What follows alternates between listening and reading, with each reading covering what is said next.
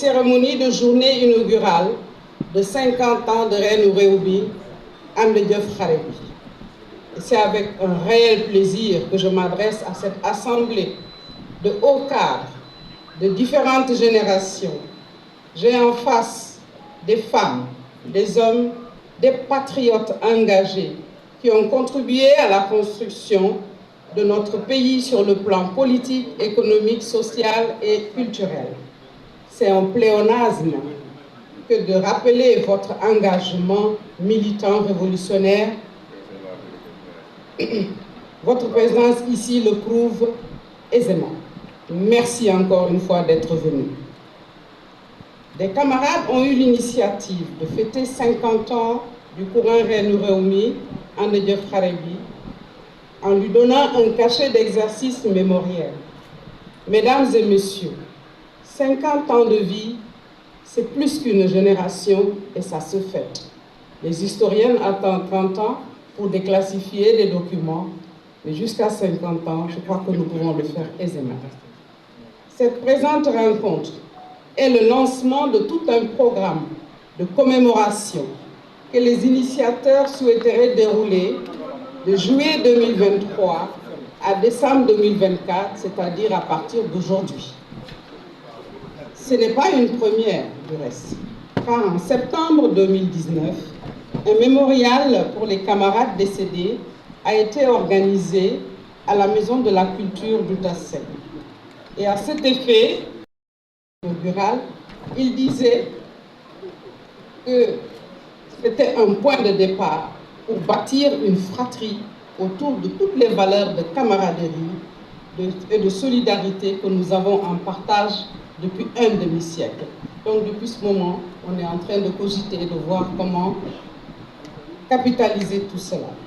Mesdames, trajectoire historique de la mouvance Reine Réumi, And Jëf Xare Bi. L'objectif est d'avoir des moments de retrouvailles, d'échange, de mémoire, d'approfondissement, d'information sur cette mouvance. Le comité de commémoration invite toutes les générations de la mouvance, de l'intérieur et de l'extérieur du pays à cet exercice mémoriel. L'édification de cette mouvance depuis 1973, la mouvance Reine Réumi, And Jëf Xare Bi, a contribué à la formation de cadres de notre pays et pas des moindres. Leur expérience doit servir. Pendant un an, nous aurons l'occasion de débattre ensemble de notre trajectoire et de définir les différentes modalités que nous aurons à produire ensemble.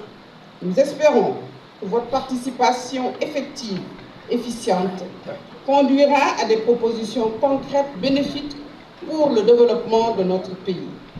L'objectif de cette commémoration est de transmettre à la jeune génération la trame des événements marquants de l'histoire de notre courant.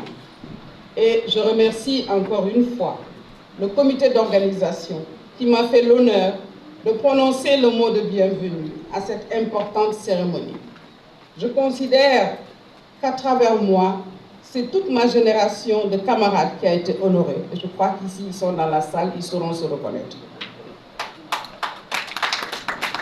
Bon vent à notre initiative que je souhaite très fructueuse.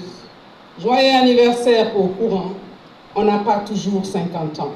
Je vous remercie de votre aimable attention. Et cela dit, nous allons continuer les interventions, mais je voudrais, avant de donner la parole à Pape Touti Sow, vous rappeler juste les membres du comité d'organisation. C'est M. Pape Touti Sow, Alassane Bissé, Amar Yaya Sall, Mamadou Ly, Benjamin Faye, Aïda Silla, Mariam Dem, Pape Alassane Ndoye, Madiaye Mbodj, Ousmane Senghor, Massirin Savané, Awadia Thiam, votre serviteur, Fatoumata Sow, Moustapha Diouf, Vieux Diagne, Alassane Cissé, Aziz Diagne et Sidiki Baf. Et Souleymane Ndong, qui nous reçoit aujourd'hui. Voilà ce comité qui a pris l'initiative d'organiser cette rencontre que nous souhaitons vraiment très fructueuse. Merci encore d'être là. Je vais donner la parole à Pape Touty Sow, au camarade Pape Touty Sow, pour qu'il introduise notre président du comité de commémoration, Amadou Lamine Top. Merci de votre attention et que la fête soit très belle. Merci, merci. M. Brezdiak en 1969, membre du comité national à côté de Mauro Wane, de Feu Armani Wane, de Sokhna Dieng, directrice de ancienne directrice de la RTS, de Dayoko, le Malien, de Kaba, le Burkinabé, de Diallo Diès, de Guinée, de moi-même, jeune élève au lycée Vanco, avec le camarade Baba Wane.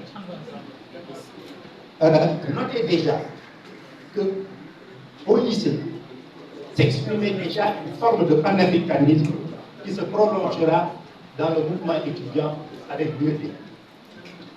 À l'époque,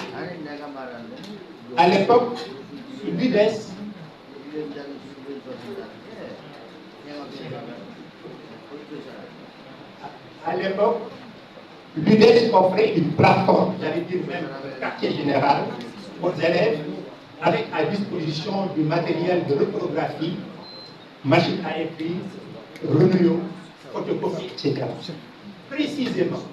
Précisément, Coton était déjà dans la rédaction et la fabrication technique, expérience qui nous sera d'une grande utilité quand viendra le moment de la confection du journal Kharebi dans la clandestinité. Le Coton à tous les tournants de notre mouvement. Des premiers cercles de lecture marxiste et léniniste aux premières rencontres chez Marie-Angélique Savanet avec les étudiants maoïstes venant de France, particulièrement de l'ASF, alors dirigé par Landing Savanet, Coton sera un des membres fondateurs du MGML en 1970, après notre courte aventure avec le PCS. Il sera également un des membres fondateurs de Renou Réumi en mai 1973 lors du congrès de Malika. Il a été un des initiateurs du journal Kharebi, puis de l'OND en 1974. Enfin, il a été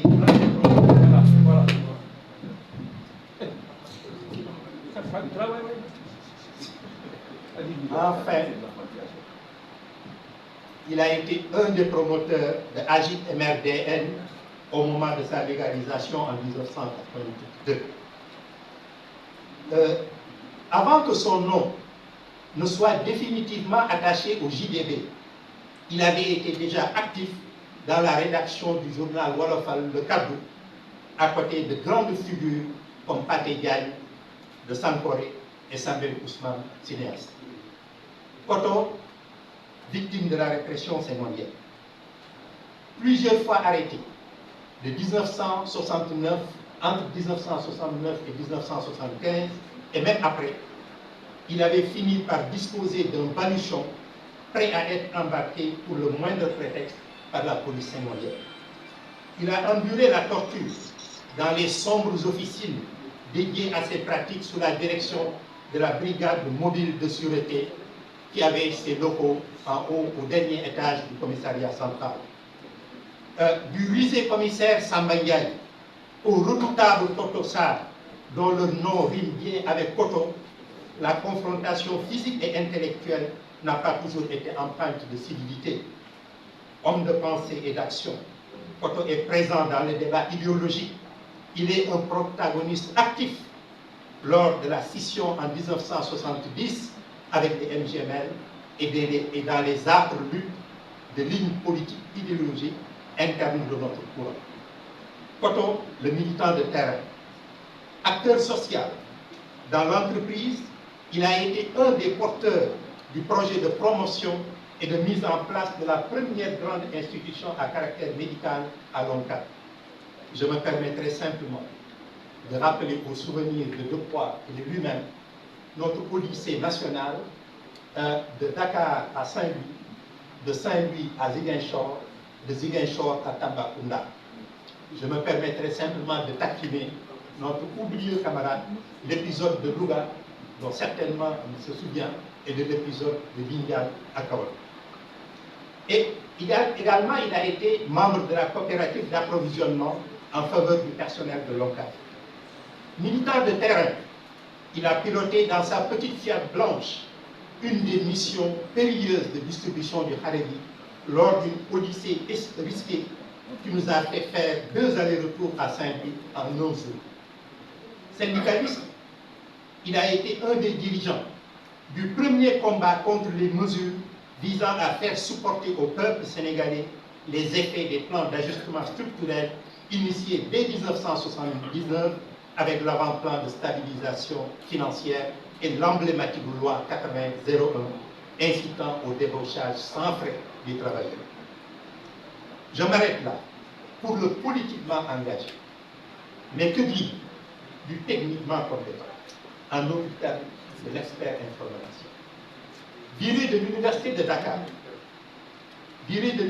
de Dakar en 1971, il entre dans l'univers de l'innovation, ou plutôt de la révolution technologique, avec toujours cet esprit curieux. Des grosses machines IBM, avec des ordinateurs centraux au centre d'établissement public, avec la programmation sous COBOL, avec des cartes perforées, au mini DPS, au langage avec Prolog, en passant par la grande bascule avec la micro-informatique. Et j'ai eu l'honneur d'avoir eu ma formation d'os avec lui. Jusqu'à l'ère de la toile d'Internet, avec l'Observatoire Osiris et son organe BATI, avec notre camarade et ami Olivier Sagna, sans compter la mise en place de la télévision numérique terrestre et l'intelligence artificielle dont il parle déjà depuis plusieurs années, avec un si grand entrain qui me fait penser à la caractérisation que Abdoul Aziz Dien et moi, nous faisons parfois très fraternellement et très amicalement le top en disant que c'est un mouse contexte.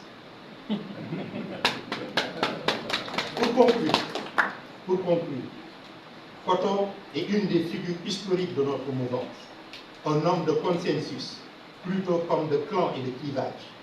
Il a su nous représenter dans divers fronts et alliances politiques comme la COSU pour l'unité des marxistes-léninistes avec Mamadou Ndoye ici présent dans ses appartements aux HLM. Pour nombre de camarades, Koto est généreux dans l'effort, dans ce qu'il possède. Il n'est pas un accumulateur de richesses matérielles. C'est peut-être pourquoi il n'a été ni le Bill Gates, ni le Steve Jobs du Sénégal, mais il est aujourd'hui le président de la journée inaugurale du cinquantenaire de notre mouvance et nous vous cédons la parole pour délivrer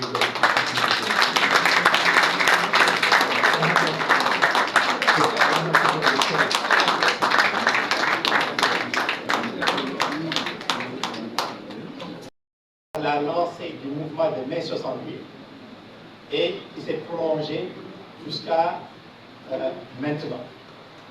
Mais pour des raisons que vous comprenez parfaitement, nous avons limité l'essentiel de cette trame qui n'est qu'un survol historique, ce n'est pas un bilan, ce n'est même pas une histoire, mais l'esquisse simplement, que nous avons plus ou moins arrêté en 2000.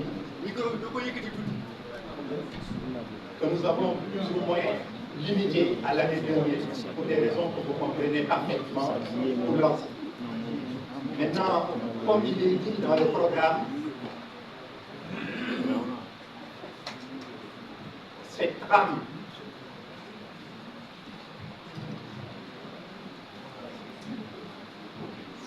historique va faire l'objet de débats. Et le débat qui va le plus nous intéresser, parce qu'on est dans un devoir mémoriel, mais en même temps dans ce que nous appelons une exigence de transmission.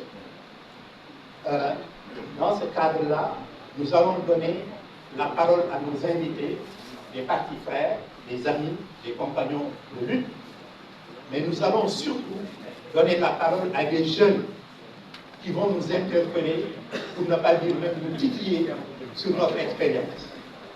Alors celui qui sera chargé de faire cette présentation, c'est Babacar Fall, plus connu sous le nom de Baker. Babacar Fall Baker est un produit du Dara de Ndaraw Fall à Saint-Louis. C'est ce Dara qui a forgé son caractère et qui lui a ouvert une mémoire religieuse. Babacar Fall, élève au lycée Charles de Gaulle de Saint-Louis, il livrait déjà des chroniques radiophoniques à l'antenne de Saint-Louis.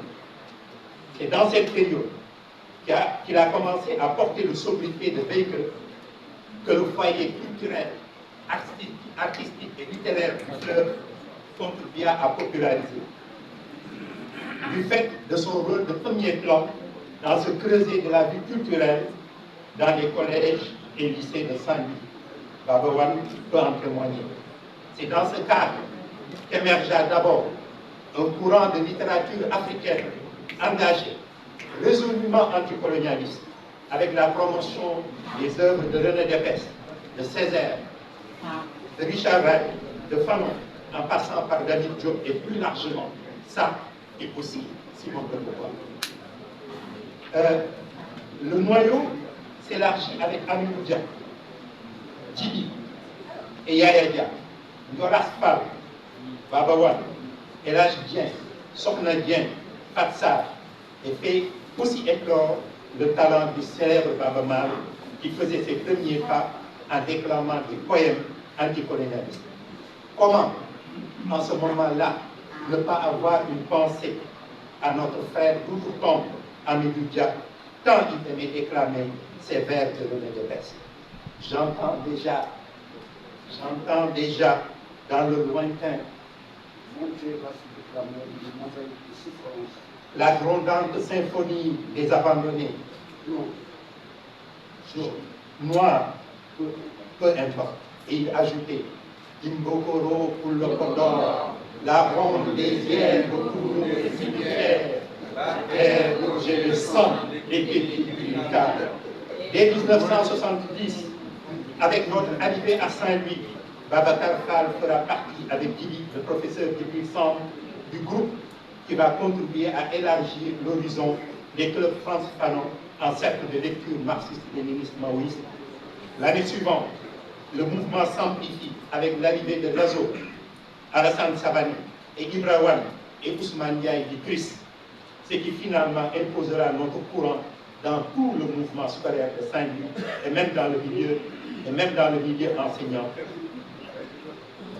avec des tentatives d'intégration des masses dans ce qui était alors la banlieue rurale de Saint-Louis, Sanar et Galère. Organisateur du mouvement élève de Saint-Louis lors des grèves de 1971, Baker prolonge son engagement à l'université Cheikh Anta Diop dans la GES, en même temps qu'il poursuit son cursus universitaire, plafonnant comme professeur d'histoire et encadreur pédagogique à la FASTEF. Parallèlement à son brillant parcours académique d'historien, Babacar Fall s'investit avec une grande efficacité au processus d'édification de la nouvelle organisation RR par son sens pratique et ses capacités idéologiques. Au lendemain de la vaste et sévère répression de juin 1975, Baker a porté haut levé le drapeau de la reconstruction à côté de camarades comme Souleymane Baal, comme Ousseynou Ndiaye, comme Pape Moussa Diop du Guilène, comme Cheikh Sow, comme le camarade Cheikh Ahmad Ndiaye, j'espère qu'il est dans la salle, Amadou Laf, Feu Bougouma Mbaye, etc. Dans le contexte d'alors, marqué par une surveillance policière étendue, il prenait de gros risques pour refonder notre organisation, vivement secouée par les événements de juin 1975. Il prit alors une part active au débat sur les orientations, les premiers débats d'ailleurs sur les orientations du mouvement bilan rectification, avant de jouer un rôle de premier plan au département idéologique. Il a été une cheville ouvrière de nombreuses ambitions du drapeau rouge, organe interne de révolution. Pour Babacar, l'engagement révolutionnaire n'est pas, comme dit Mao, ni un dessein, ni une brodée. Entreprendre, c'est prendre des initiatives concrètes pour servir les populations. C'est ça sa devise. En 1983, il est parmi les membres fondateurs de l'ONG Asradec et s'investit dans des actions d'appui au développement en milieu rural, notamment Gaïa. Concomitamment, il crée le groupe d'études et d'éducation sur les populations et lance le mouvement au profit des jeunes connus dans la quasi-totalité des établissements scolaires du Sénégal, éducation à la vie familiale. Plus récemment, il fait un retour aux sources nourricières de Saint-Louis, où il lance l'Institut d'études avancées IEA, qui appelle à penser le monde et l'Afrique à partir de ces deux berceaux de culture. Il a également su mettre en compagnie de Cheikh Ly en valeur et en exergue la personne et l'œuvre d'Abdoulaye Ly, en dirigeant les travaux et la publication des mélanges sur Abdoulaye Ly et ensuite du patrimoine intellectuel de ces derniers, répertoire et annuaire, de cet éminent chercheur et non moins grand militant de notre mouvance après avoir dirigé le Bras Sénégal. Babacar est sans conteste de la classe des intellectuels organiques dévoués à la cause du peuple. C'est donc cet intellectuel révolutionnaire, doublé d'un entrepreneur pragmatique, qui introduit pour notre compte la présentation de l'esprit de la trame historique de la mouvance RR en milieu Haredi. Babacar, tu as la parole.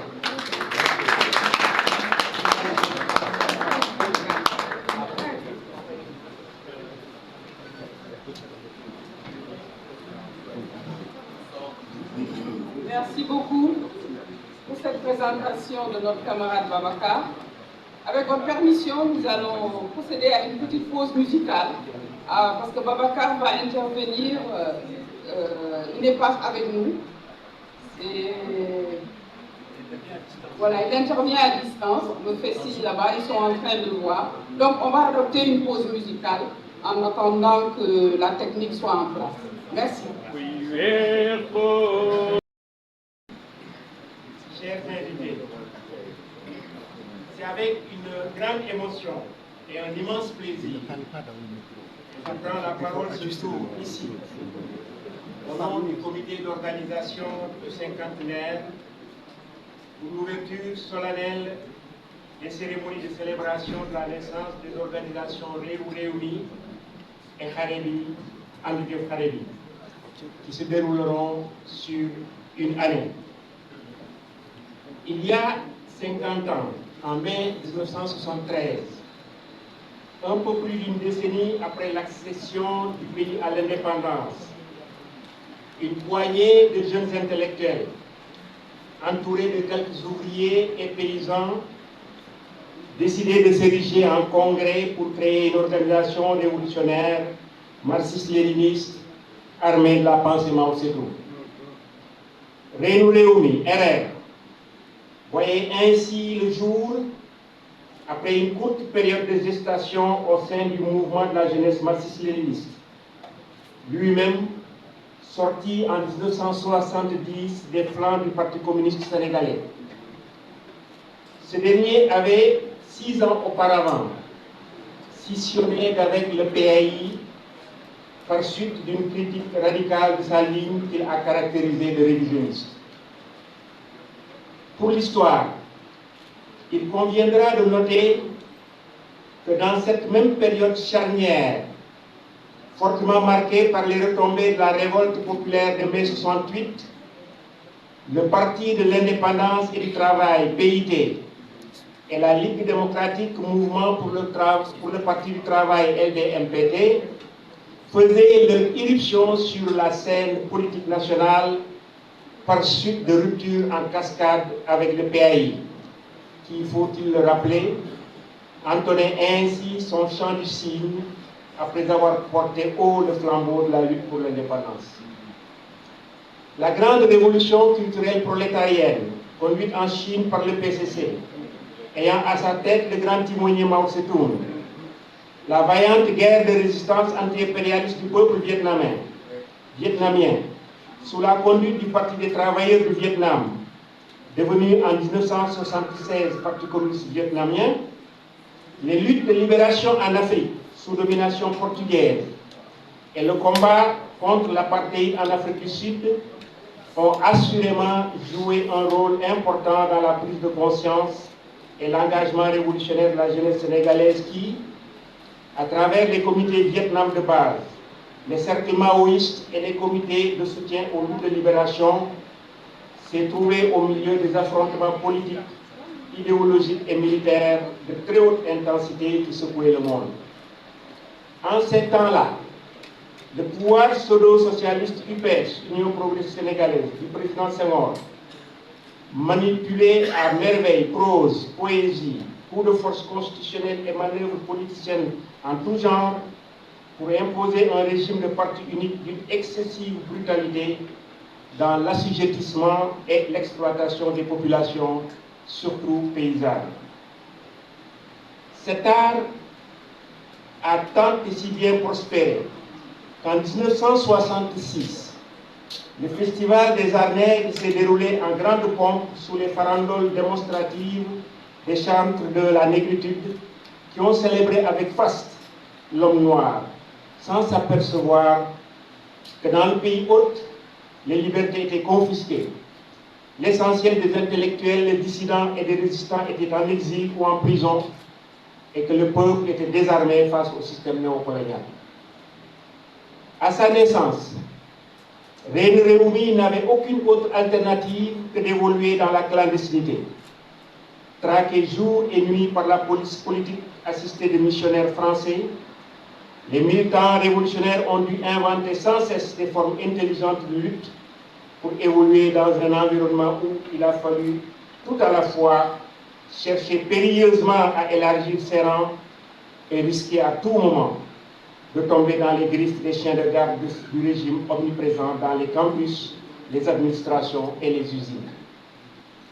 Ces conditions de la clandestinité, imposées par le déploiement mené essentiellement dans les villes, ont joué pour beaucoup dans le développement de la démocratie interne de l'organisation maoïste Réumi et de la structure de masse qui sera créée à sa périphérie un an plus tard, en Diouf Kharemi. Cette équation avait été, pour beaucoup, dans la crise du MJML, qui n'avait pas su trouver la réponse à la question du centralisme démocratique dans les conditions de la clandestinité en milieu urbain et son corollaire que constitue la circulation asynchrone de l'information parmi les militants. Décloisonner les structures de base pour des confrontations d'idées élargies et de prise de décisions concertées, ou fonctionner avec des relais appropriés qui pourront être volontairement et rapidement rompus dès que le danger d'infiltration aura été suspecté, a toujours été une question posée et à résoudre pour les organisations révolutionnaires clandestines. D'ailleurs, les failles de ces dispositifs de relais seront à la base des premières arrestations de dirigeants en 1974, avec les arrestations de Landing Savané, Pape Sow et du professeur Djibril Samb, suivi des arrestations de la quasi-totalité des membres de la direction en juin 1975. Reine Réumi, RR, une organisation s'appuyant sur le marxisme-léninisme de la pensée Mao Zedong, a très tôt fait face au dilemme posé par l'illettrisme et l'analphabétisme de l'immense majorité des citoyens, en particulier des masses laborieuses, ouvrières et paysannes. En outre, les fortes convictions religieuses d'une population harmonieusement structurée autour de confréries musulmanes dont la forme d'expression n'a d'équivalent nulle part dans le monde, mettaient la question religieuse en priorité dans les préoccupations théoriques, idéologiques, tactiques et stratégiques. Par ailleurs, le constat s'est immédiatement imposé que la classe ouvrière embryonnaire qui constituait son référent sociologique et idéologique avait une existence plutôt doctrinale. Les leçons tirées de cette situation de fait conduiront un an plus tard à la création d'Andy Diouf Kharemi en décembre 1974 pour faire évoluer la cible des militants à encadrer vers les ouvriers, paysans et les masses déshérités des banlieues. avec l'objectif révisé à la baisse de réaliser non pas la révolution prolétarienne, mais la révolution démocratique, la révolution nationale démocratique populaire RNDP, comme transition vers le socialisme. Ce second étage de la fusée sera posé en décembre 1974 avec la participation enthousiaste de plusieurs dizaines de délégués qui, après un congrès clandestin de plusieurs jours, vont lancer sur les fonds baptismaux l'Organisation nationale démocratique OND. Celle-ci ira à la conquête des villages et des zones périurbaines et connaîtra une massification assez rapide au regard du contexte. La structure organisationnelle se complexifiera davantage quand, à l'occasion du mouvement de bilan critique rectification, adossé sur la démarche de l'enquête, la recherche et l'organisation HERO, il a été convenu que le recrutement de militants marxistes devait s'effectuer après un long processus de formation idéologique au sein des cellules d'une organisation périphérique faisant office de tampon entre l'organisation de masse Andi Diouf et X, l'organisation communiste Rennou Rewmi. La gestion de cette complexité organisationnelle va constituer un casse-tête pour Rennou Rewmi, qui en plus de l'installation et de l'animation de ces cellules communistes d'entreprise, va devoir coordonner les noyaux de stagiaires Y et superviser les comités de base d'Andi Diouf Harebi qui ont essaimé à travers le pays. La différenciation subséquente de la presse avec le lancement de Dialogue JDB, d'obédience marxiste, à côté de Harebi la lutte, qui était destiné à véhiculer l'agite propre de l'organisation de masse Andi Diouf, constitua un niveau supplémentaire de l'intervention publique qu'il a fallu gérer avec une forte tension des ressources humaines et matérielles. L'édifice organisationnel ainsi agencé sera le socle à partir duquel des politiques sectorielles seront engagées pour s'adapter à la diversité des terrains de lutte et des préoccupations directes des populations. C'est ainsi que sur les fronts culturels,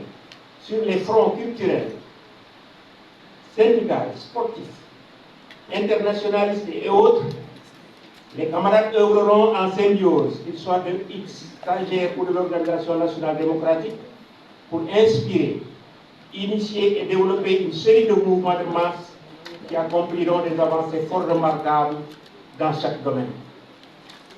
Fortement impliqué dans les luttes des travailleurs, Andi Diouf a joué un rôle de tout premier plan dans les combats revendicatifs des travailleurs pour l'amélioration de leurs conditions de vie et de travail, pour la reconnaissance de leurs droits sociaux et syndicaux, pour la réduction du temps de travail et le partage des richesses.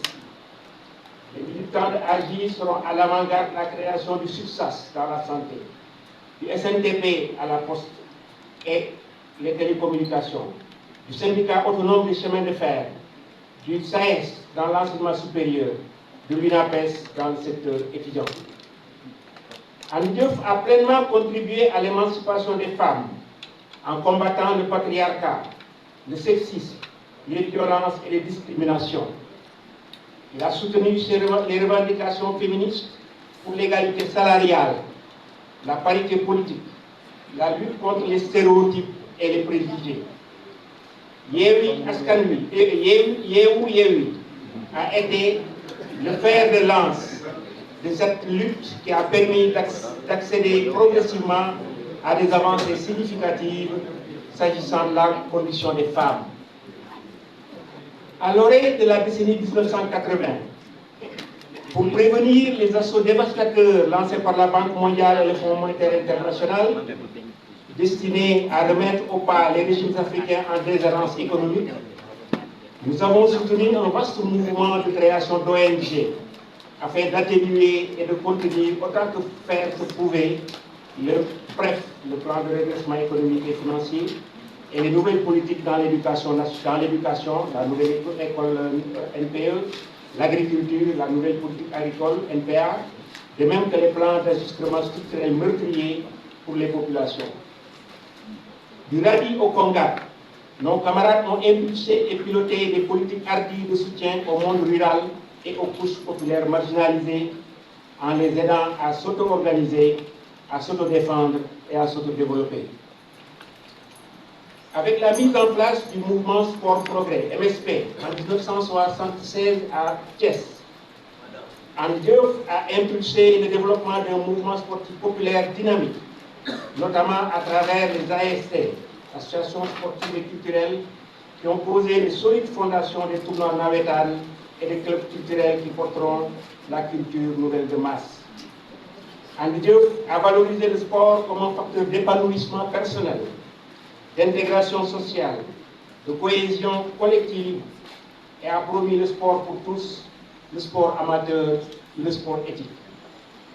Notre mouvement a permis, grâce à des recherches historiques et des investigations sur le terrain, la redécouverte des figures emblématiques de notre histoire.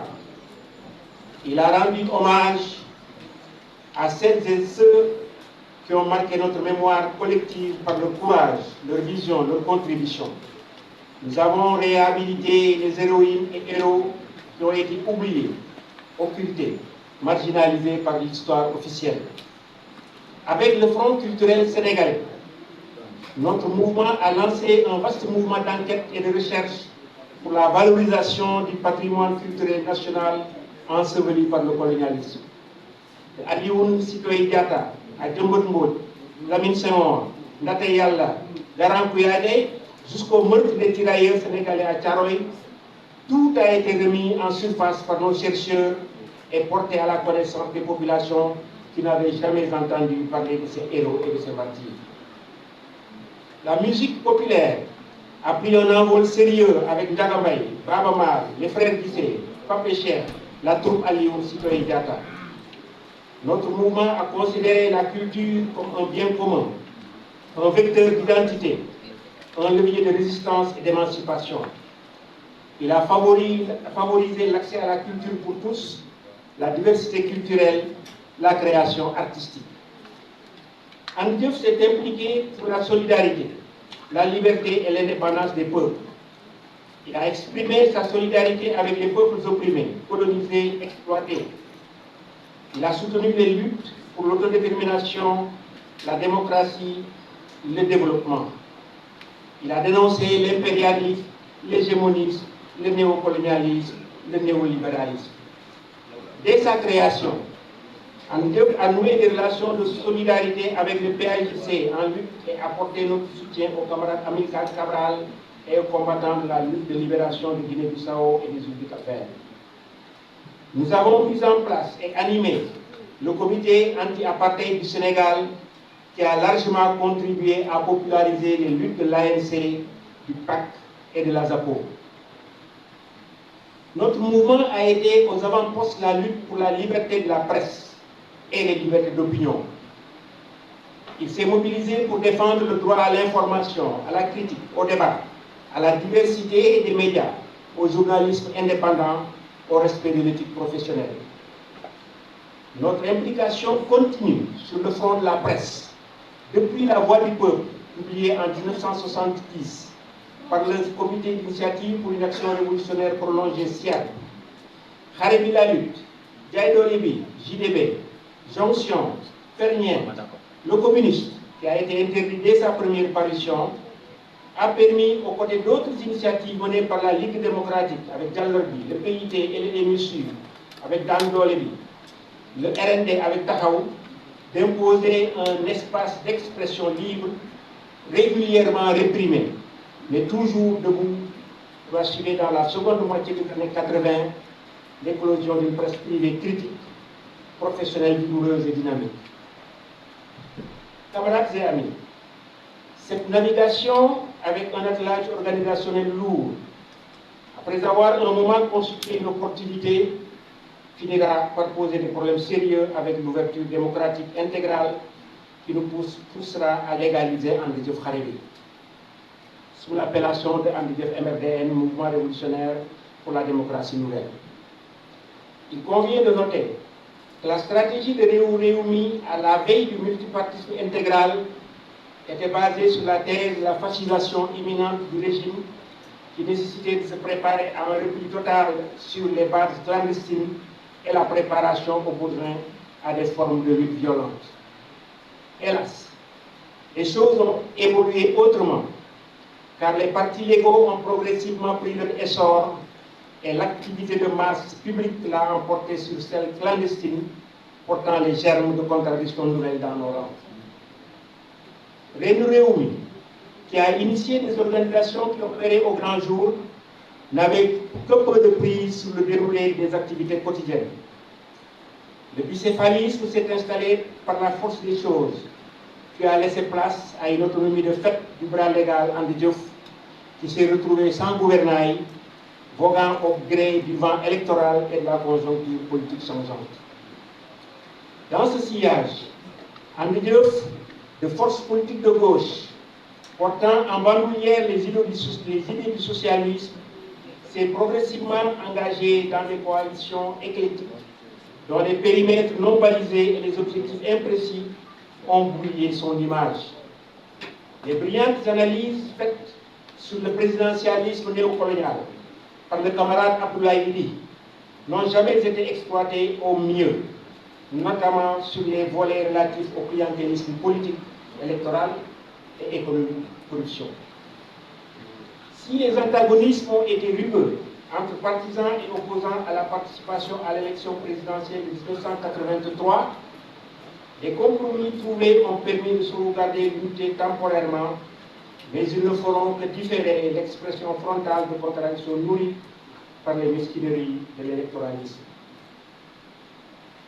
S'agissant de l'unité d'action des partis, nous avons été un des artisans majeurs du regroupement de l'opposition autour de la COSU, coordination de l'opposition sénégalaise unie, qui a regroupé tous les partis et mouvements démocratiques, le RND du président Cheikh Anta, la LD du président Abdoulaye Bathily, le PID de Amadou Dansokho, le MSU du Grand Maodo, l'UDP de Guirassy et de Cheikh Guissé et l'ODP de Abdoulaye Ly, autour d'une déclaration de portée historique rendue publique en 1980 et qui aura eu un impact indiscutable dans le départ de Senghor, son remplacement par Abdou Diouf et l'ouverture démocratique qui a donné à la vie sénégalaise sa figure stabilisée.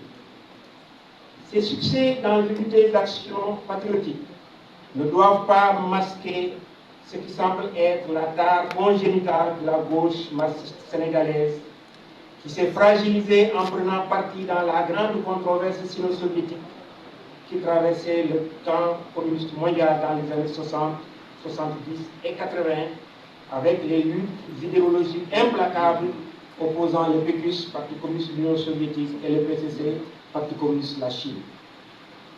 En transposant cet affrontement idéologique sur le terrain national et en s'alignant derrière l'un ou l'autre des protagonistes, Andi Diouf pro-chinois et la LDMPT et le PIT pro-soviétique, ont raté l'occasion de se constituer en force politique incontournable dont l'unité pouvait à coup sûr changer le cours de l'histoire du Sénégal.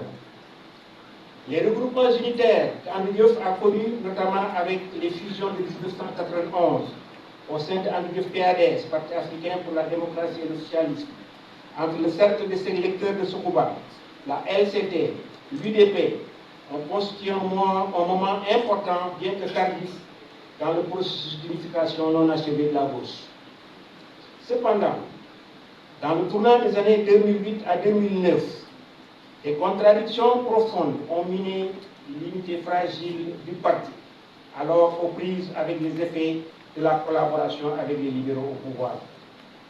Les contradictions d'ordre secondaire, plutôt liées à des divergences sur l'entrisme et de façon subsidiaire sur des questions organisationnelles, se sont muées en une crise grave, touchant les fondements même idéologiques et programmatiques, ce qui a divisé les rangs et conduit à des déchirements, des scissions et à des exclusions sans discernement.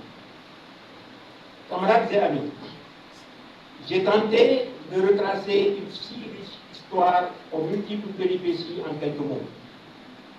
Il est évident que cet exercice est largement insuffisant pour appréhender ce parcours que des femmes et des hommes de conviction, rouges et experts, ont tracé au prix de nombreux sacrifices consentis.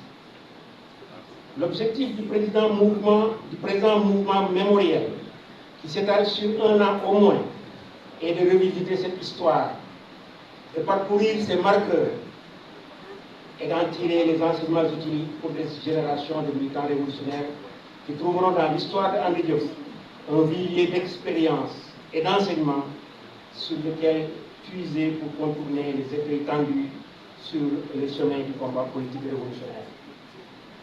En conclusion de cette évocation rétrospective d'un itinéraire sinueux, glorieux et agité, je voudrais saluer la mémoire des compagnons d'armes, des camarades intrépides, des combattants courageux qui nous ont quittés. Sur tous les théâtres de la lutte des classes et des batailles émancipatrices du peuple, ces femmes et ces hommes d'une trempe exceptionnelle ont offert le mieux d'eux-mêmes pour le triomphe de la cause du peuple. Ils étaient nos frères, nos sœurs, nos amis. Ils étaient nos modèles, nos camarades. Ils ont affronté l'oppression et la répression avec courage, fermeté et abnégation. Ils ont porté haut le flambeau de notre idéal, fait vibrer le cœur du peuple opprimé et semé les graines de l'espérance.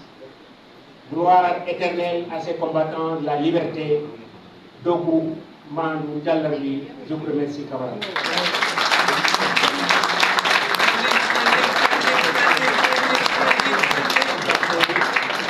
Yes.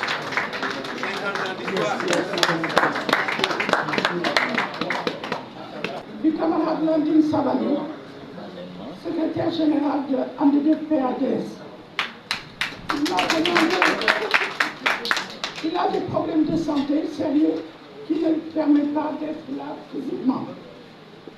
Mais il est représenté par moi en tant que camarade, mais aussi par notre fils qui, je ne sais même pas s'il sait toujours le paraphrase, au moment des congrès de 72, les deux congrès, j'étais enceinte de l'an 2.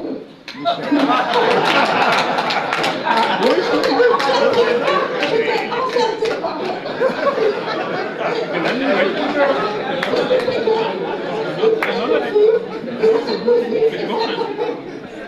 donc lui aussi, on doit lui dire bon anniversaire parce qu'il fête les 50 ans.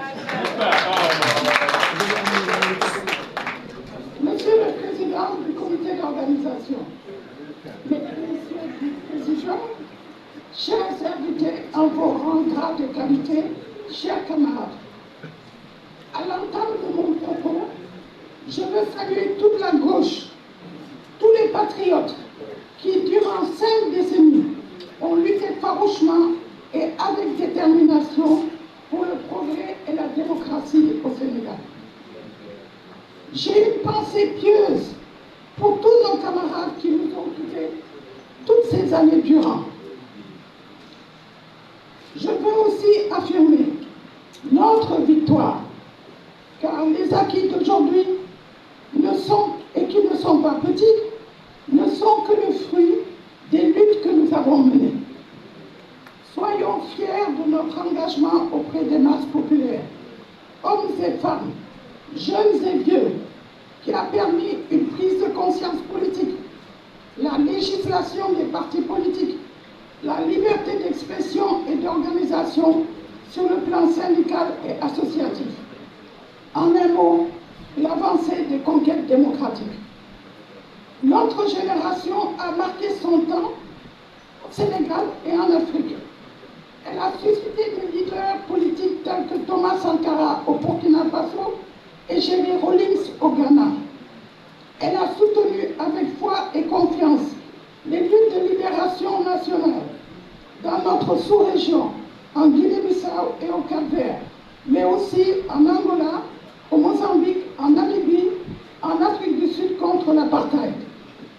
Nous avons soutenu, encouragé nos camarades au Mali, en Côte d'Ivoire, au Niger, au Burkina Faso, au Libéria et en Sierra Leone. Aujourd'hui, 50 ans après, c'est avec fierté que nous pouvons écrire notre histoire. Car c'est avec des mains nues que nous nous sommes battus contre les différents régimes néocoloniaux, à l'université, au lycée, dans le quartier, au village, affronter les forces rétrogrades. Nous avons participé pleinement à 2 alternances et la lutte continuera avec d'autres générations jusqu'à la victoire finale. C'est cela notre credo.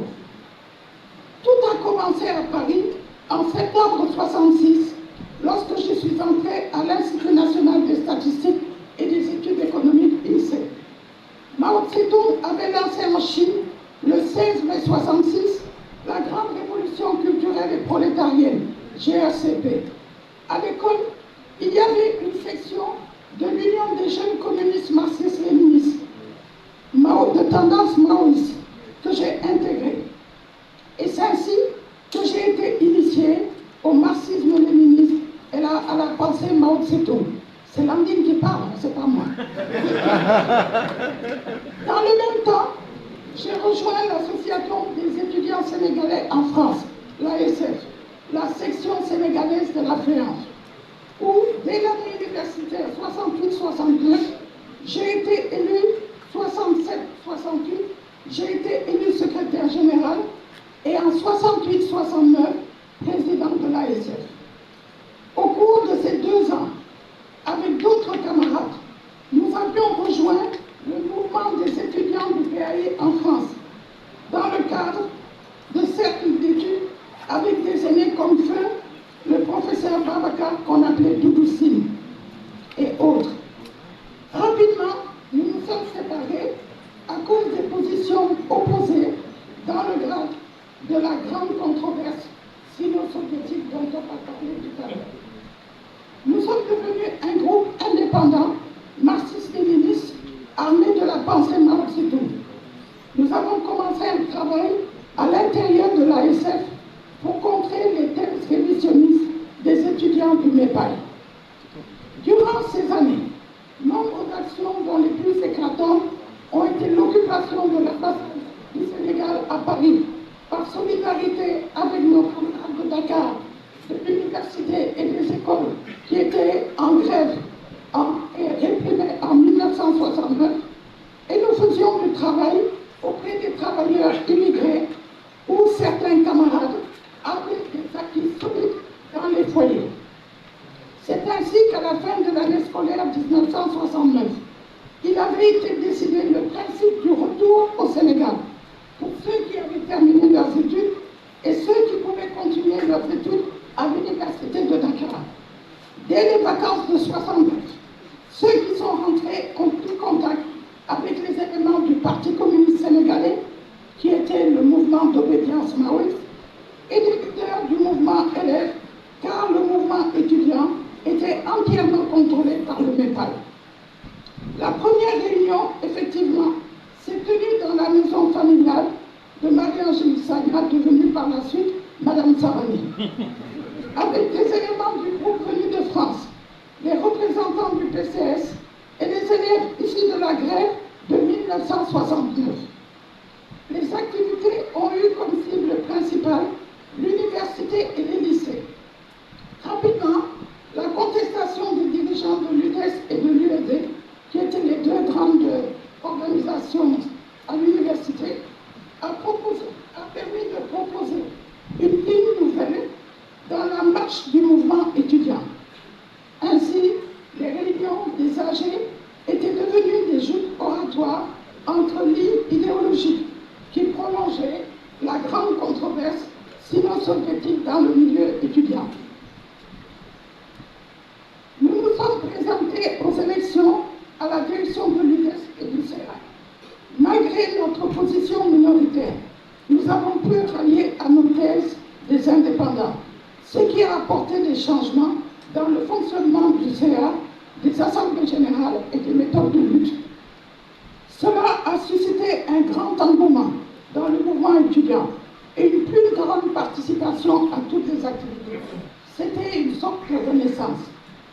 Ainsi, dès la rentrée 70-71, qui était un acquis des luttes de 68-69, pour la première fois, l'université a décidé d'organiser des élections dans chaque faculté pour désigner des délégués qui allaient pour la première fois siéger avec droit de vote à la première assemblée de l'université ouverte à tous les acteurs.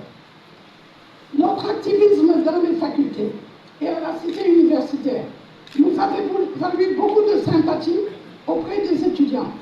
Et nous avons non seulement pu faire passer des camarades sympathisants, mais aussi des camarades, mais aussi des sympathisants. Le MEPAI était pour la première fois minoritaire dans la représentation des étudiants. C'est une camarade, en l'occurrence, Marie-Angélique Sagna, qui a dirigé la délégation comme porte-parole à l'Assemblée de l'université. Il en est résulté l'élection à la majorité du professeur Souleymane Niang, considéré alors comme opposant au régime de Senghor et qui est devenu recteur de l'université de Dakar en décembre 1970, contre le candidat du pouvoir de Senghor, le professeur Madamoussi. Une petite remarque, chaque fois qu'il me voit, 50 ans après, il me rappelle que c'est à cause de lui qu'on a raté sa première élection à l'université. Cette victoire éclatante a créé une tension extrême entre le pouvoir et les étudiants. Aussi, dès la première grève de 1971, le pouvoir en a profité pour fermer l'université de Dakar et renvoyer définitivement de l'université de Dakar les fameux 49 étudiants.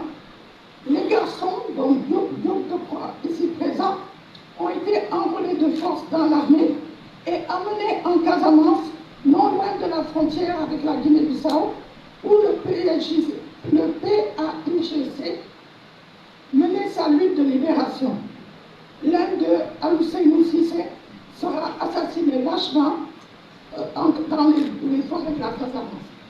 Les filles, nous étions 6, considérées comme moins dangereuses, on a été abandonnées à notre propre sort. Il y avait la camarade Anta Diouf et moi-même comme camarade. Ce fut le début d'une véritable lutte de positionnement idéologique et politique entre partisans de la Ligue soviétique et partisans de la Ligue maoïste. D'autres courants naîtront de cette lutte. Dans les lycées, beaucoup d'enseignants vont commencer aussi à organiser clandestinement les élèves.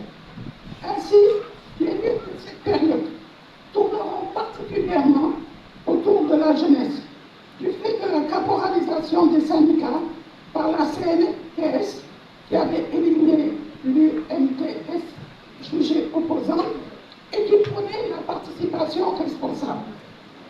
Dans les quartiers, il y avait des associations de femmes et de jeunes, et le PCS nous avait orientés vers l'alphabétisation avec le Wolofon.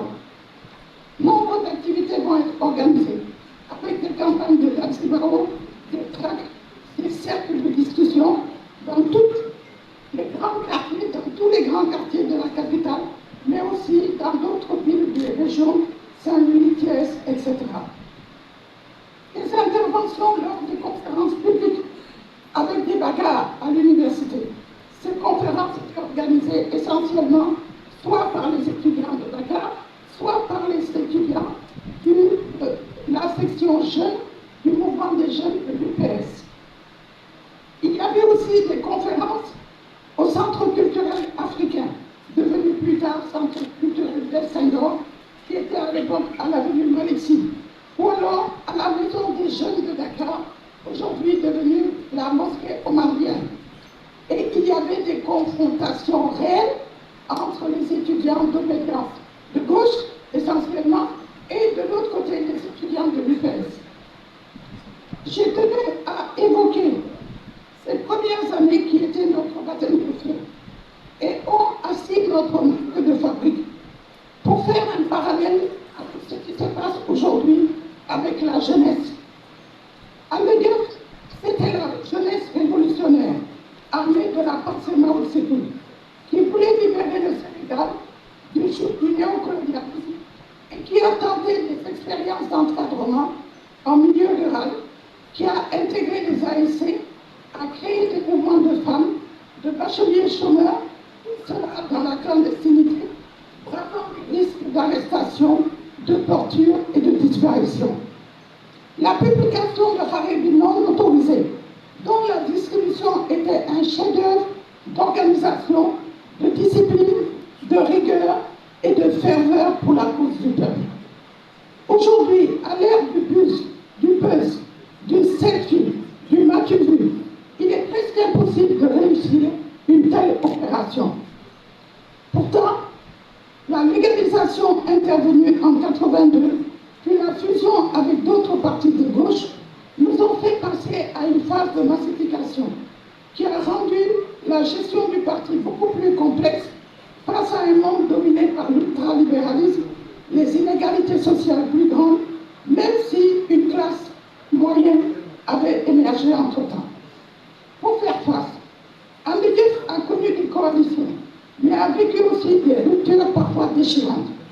Aujourd'hui, il s'agit d'un exercice de mémoire pour échanger et communier sur des faits marquants. Mais quelles sont les tâches pour l'heure? Il s'agit en effet de redonner aux jeunes d'aujourd'hui, bousculés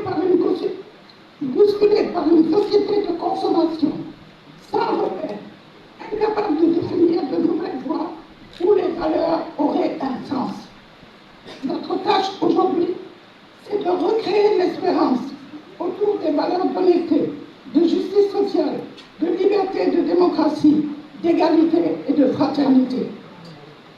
Aujourd'hui, nous devons traduire aux jeunes le sens de l'effort, la détermination, l'engagement, ce qu'on appelait à l'époque l'esprit de Yukon. Ancré dans leur mentalité que leur avenir réside dans ce Sénégal, même décomposé, mais qu'il faut rebâtir. La fuite en avant dans la violence ou dans les bateaux n'est pas une solution. C'est dans son quartier, son village, son lieu de travail, à l'université, dans les écoles, que le jeune aura à former, organiser, défendre ses idéaux d'une société nouvelle.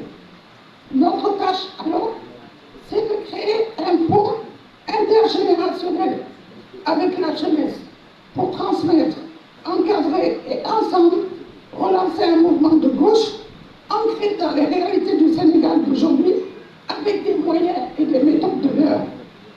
Camarades, comme le répète toujours le commandant Jodio, nous sommes encore d'actualité. Nous sommes encore d'actualité. Debout, Malou, nous rentrons.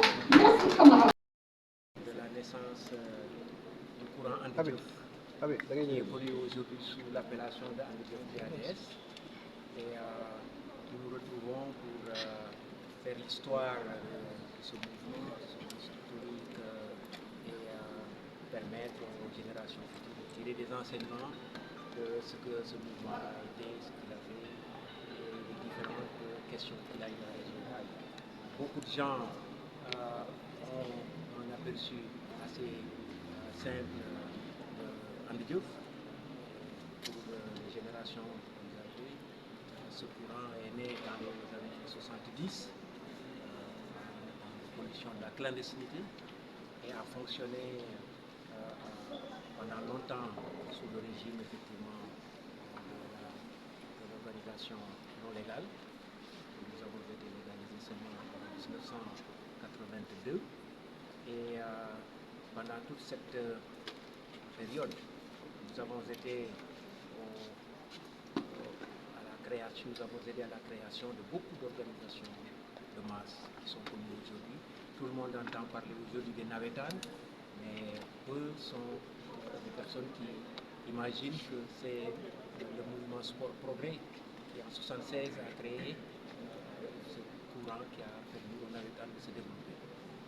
On a la musique populaire dans les langues nationales qui s'est beaucoup développée à partir des années 75.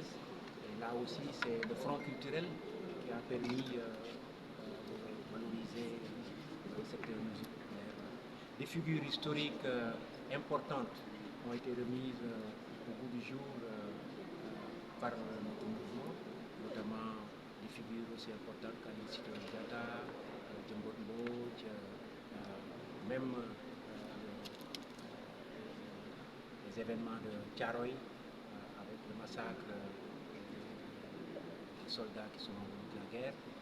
Il a fallu que le mouvement sport que les cultures puissent revisiter ces questions-là, que nos historiens les sortent de l'anonymat. Nous avons permis aussi la création d'un courant très important dans le secteur de la presse. Aujourd'hui, il y a une foison de titres, mais en 1975, des gens ont été arrêtés juste parce qu'ils ont sorti un tract. C'est pour dire que depuis lors, beaucoup doivent coulé sous le pont.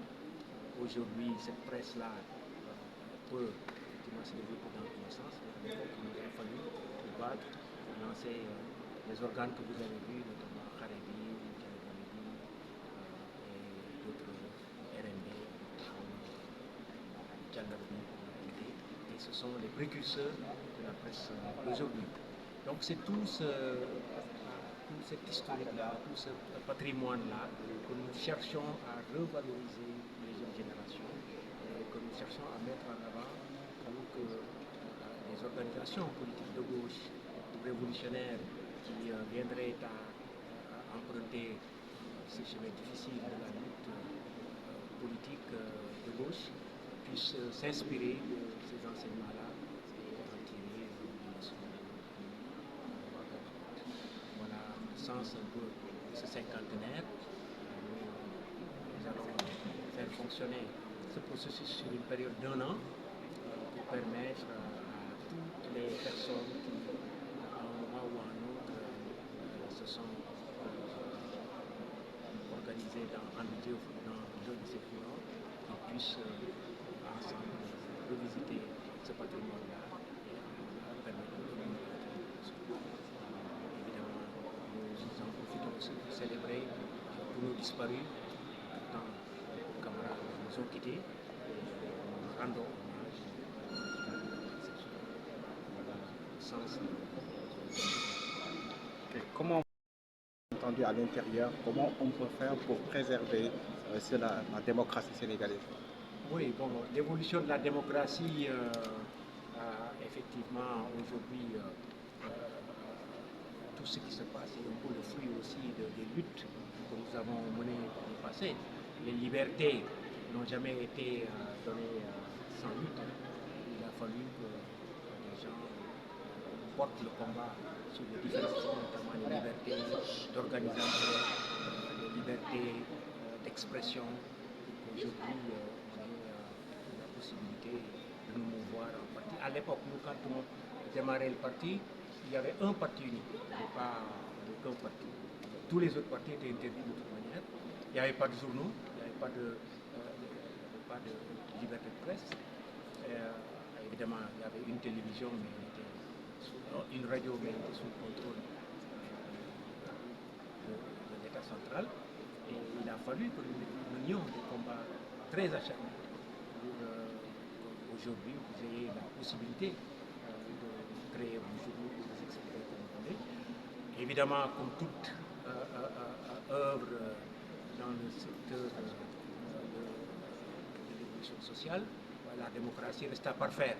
Il y a encore beaucoup de limites et beaucoup de difficultés. Il arrive même souvent qu'on fasse des reculs, mais bon, comme par le passé, il va falloir continuer à se battre et à lutter pour que les libertés soient préservées et que les droits des citoyens soient également acquis. Évidemment, beaucoup d'eau a coulé sous les ponts. Aujourd'hui, le contexte politique est relativement différent de ce qu'il était en 1970. Mais grosso modo, nous avons continué à être sur le front de la lutte pour que les libertés se conquièrent toujours plus, que les droits des citoyens soient davantage respectés et que les conditions de la gouvernance soient améliorées. Ça, c'est un combat perpétuel qu'il faut mener. Et aujourd'hui encore, sur certains aspects, il y a des résultats et des conquêtes à rechercher. Monsieur le Président, on assiste actuellement à une transition. démocratie tue la démocratie, je ne suis pas certain. La démocratie n'est jamais, on n'en a jamais assez. Trop de partis, c'est aussi un problème qui est lié à la forme d'intervention sur le champ politique au Sénégal. Il y a des pays où il y a beaucoup moins de partis, il y a des pays où il y en a beaucoup plus. Au Sénégal, c'est vrai qu'il y a un certain nombre de conditions qui sont créées pour que l'intervention sur le champ politique soit le moyen le plus facile d'accéder à un certain nombre de privilèges. Donc, les gens ne se privent pas d'utiliser ce moyen-là, mais je pense que dans les faits, sur les centaines de partis qui existent, une dizaine, sinon une vingtaine, sont réellement des partis qui ont pignon sur rue et qui fonctionnent selon les conditions meilleures qui sont requises pour exister en politique. Maintenant, je pense qu'il faut laisser les partis qui ont envie de se créer, mais il faut créer des conditions aussi pour que le peuple puisse à tout moment choisir et décider de la représentativité de son politique. Depuis des années, l'unification de la gauche est une nécessité, un besoin ressenti par tout le monde. Dans mon exposé liminaire tout à l'heure, j'ai indiqué que nous avons raté un tournant important dans les années 80, celui de l'unification des partis tels que APDEF, la Ligue démocratique, le PIT, le RND. Si nous avions, à cette période-là, opéré cette unification et marché d'un seul pas, aujourd'hui, évidemment, le visage de ce pays-là aurait changé certainement. Nous ne l'avons pas fait. C'est une erreur historique, mais il n'est pas trop tard, à mon avis, pour que de nouveau tous ces partis nationalistes de gauche puissent discuter et trouver les moyens d'avancer ensemble pour porter un discours nouveau et une offre politique nouvelle qui permettent de dépasser les limites que nous connaissons actuellement de la vie politique sénégalaise. Moi, j'ai une petite... C'est la preuve aussi que le processus démocratique au Sénégal est dans sa maturité et se stabilise progressivement. Bon, pour l'Afrique, c'est compliqué. Passation de pouvoir d'une étape à une autre, mais pour le Sénégal, nous avons souvent été des précurseurs de modification structurelle au sommet de l'État. Nous avons fait des alternatives paisibles au sein de l'État. C'était une première, mais c'est aussi une première maintenant qu'on puisse aller à des élections sans que le président sortant y participe. C'est une excellente chose. C'est un pas de plus, c'est un escalier dégravé. Je pense qu'il faut continuer dans cette direction-là. On a créé des conditions d'élections apaisées avec si possible la participation de tout le monde, avec le peuple puisse souverainement décider de choisir sur la base des programmes qui nous sont offerts. on peut attendre une élection inclusive. Andy Diop dafay fête ay juróom fukki at ñu ko sosee ak lii ci juróom fukki at yooyu nag Andy Diop màgg na ci Andy Diop doon na fi loo xam ne lii ñëpp ràññee nañ ko ci politique réew mi et am na aussi liggéey bu rëy bu ñu def ci wàllu caada bi bu ñu def ci wàllu gëstu ci wàllu xarala yi gëstu ci histoire Sénégal indi tamit ay innovation yu dul jeex ci organisation de masse yi maa ngi doon wax léegi ne français bi nawetaan yi ñu am ak ni sport bi doxee fi mu nekk nii 1976 ñu lancé woon un mouvement bu ñuy wax mouvement sport progrès moo taxaw nawetaani ak ñoom Jojo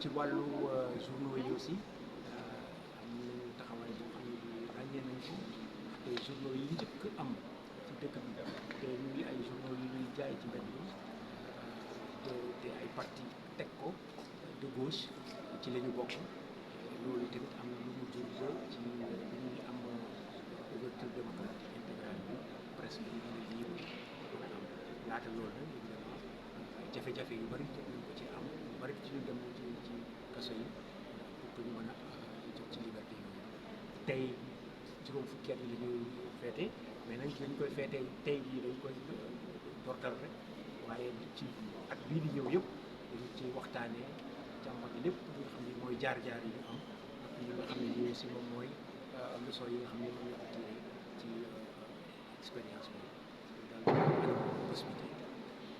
naka nga gisee évolution démocratie bu Sénégal.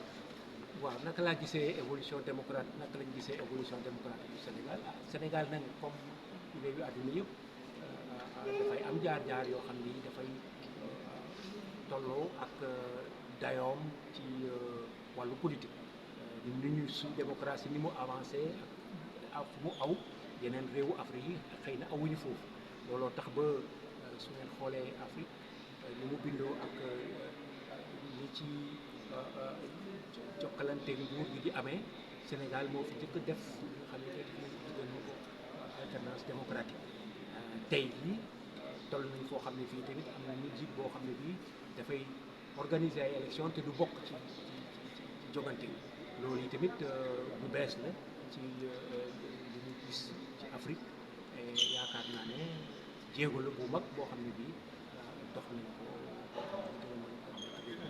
léegi si biir mu mën a dal. mais ci kaw loolu gis nañu élection yi jege si la ba pare mën nañu xaar ñëpp seen ñëpp bokk ci élection yi. li doon gën moo di ñëpp mën a bokk parce que démocratie li mu laajte moo di su élection jotee su fekkente ne nit ñi dañu war a tànn ay njiit ñu xam ne mbooloo mi mooy tànn njiit askan wi mooy tànn njiit kenn tànn ay njiit ci place askan wi su jotee rek askan wi mën a dem tànn ay njiitam ñu continuer doxal ci li mu gën a rafetee loolu daal moom mooy li war li dëgg donc am naa yaakaar ci ne loolu seen dañ ci jublu te duñ ci am ay jafe-jafe daal xëy na am na xëccoo yu am actuellement nii mais du ñàkk yu génn ci loolu pour jublu ci organiser ay élection yoo xam ne ñi war a bokk yëpp dañuy bokk ñi bëgg a bokk yi tamit ñu leen ko jafe gannaaw juróom fukki at yi ñu ngi existé ba léegi parti bi mu ngi existé ñu mel ne ci ñoo xamante ne dañoo dugg àdduna ban impression ban yëg-yëg ngeen am ci président. waaw ci juróom fukki at yi nag ñu bari wàññeeku nañ ci ñun am na ci ñoo xam ne ñii ci ko sosoon la ñoo xam ne ñu ñëw après ci ñoom nag ñu xam ci ay kilifa yu bari ay Abdoulaye yi ay Amadou Dia ay